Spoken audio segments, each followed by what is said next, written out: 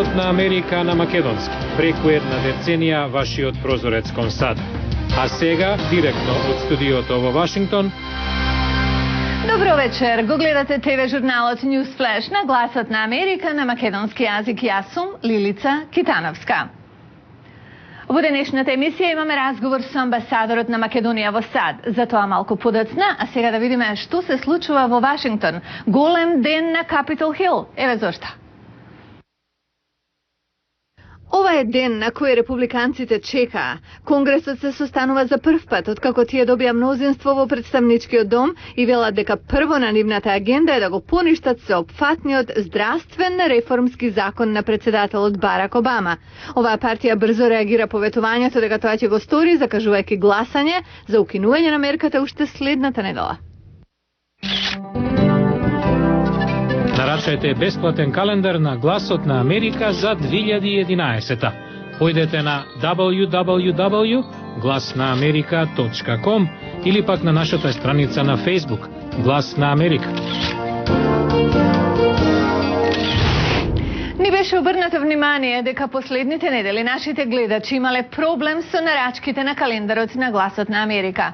Проблемот од техничка природа е отстранет и ние ве молиме, ако сте меѓу тие што не добиле одговор од нас, да се пријавите уште еднаш. А ние одиме понатаму со емисијата. Македонија е спремна да преговара на секое место во било кое време за разликите за името. Ова е само една од точките на кои се осврна македонскиот амбасадор во САД Зоран Јолевски во интервју за Гласот на Америка на македонски. Нашиот колега Јане Бојаджиевски разговараше со него. Поречи се една година стигаат најави за нова средба во Њујорк на преговарачите на Грција и Македонија со посредникот Метју Нимиц. Амбасадорот Јолевски вели дека Македонија е подготвена да влезе во новата рунда разговори за да најде взаемно прифатливо решение. Република Македонија е спремна во било кое време, во било кој формат и во било кое место да се сретне со медијаторот Метју Нимиц и мојот колега Василакис, за да можеме да размениме мислења како да го решиме отвореното прашање со нашиот јужен сосед. Македонија е искрено подготвена да влезе во овие разговори со цел да се најде заемно прифатливо решение кое што ќе го заштити идентитетот и дигнитетот на македонскиот народ. Грчките медиуми пак вчера објавија дека ова ќе биде неформален состанок за да се испита ситуацијата, цитирајќи владини извори. Грчката страна инсистира дека решавањето на името е предуслов за членството во НАТО и Европската унија и останува на позицијата име со географска одредница за општа употреба. Фрлајќи поглед на односите Македонија-САД во годината што измина, Јолевски оцени дека биле успешни и најави нов импулс во 2011. Една од приоритетите во работата на амбасадата во текот на оваа година е зајакнување на соработката меѓу парламентот на Република Македонија, Собранието на Република Македонија и Конгресот на Соединените американски држави. Од тој аспект планираме посети на наши пратеници овдека во Вашингтон и се разбира да видиме дали може да донесеме некои сенатори и конгресмени во посета на Република Македонија. Неколку инвестициони фондови најавија влез во Македонија и главна цел во 2011 е да се зајакне извозот на македонските стоки на американскиот пазар, најавува амбасадорот. Јолевски информираше дека македонската делегација за традиционалниот молитвен појадок во Вашингтон во февруари ќе ја предводи председателот Ѓорѓе Иванов, а настанот ќе биде искористен за лобирање во Конгресот. Американската армија се очекува да се повлече од Авганистан до 2014-та, но илјадници американски маринци до тогаш ќе бидат испратени во земјата како поддршка во војната. За да ги подготви, одделот за одбрана воведе програми за културна обука во неколку воени бази во САД. Нашата колешка Ана Варди ја посети базата во Квантико, во Вирџинија, на 50 на километри од Вашингтон, каде во примена е една од тие програми.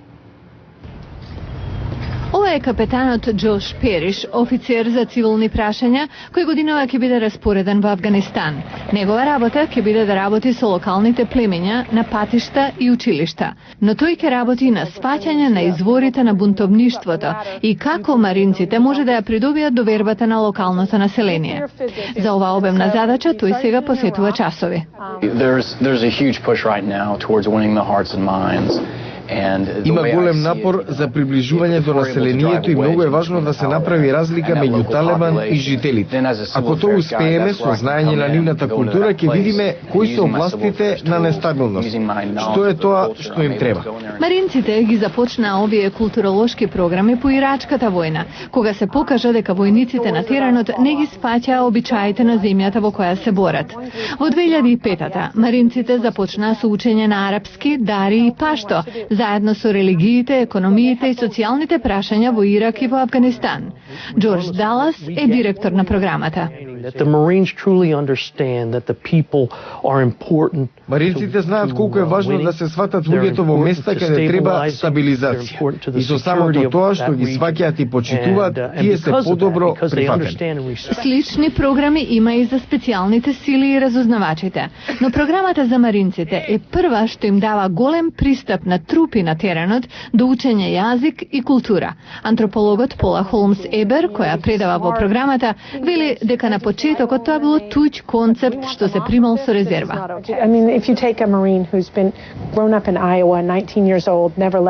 Имате маринец, пораснат во Ајова, 19 годишник, никогаш не ги напуштил сад. Ништо од ова нема да разбере, но со оваа програма им се дава можност на таквите да не речат тие чудни и ужасни луѓе туку. Да, тие се поинакви од нас, но јас можам нешто да сторам за тоа и да им помогнам.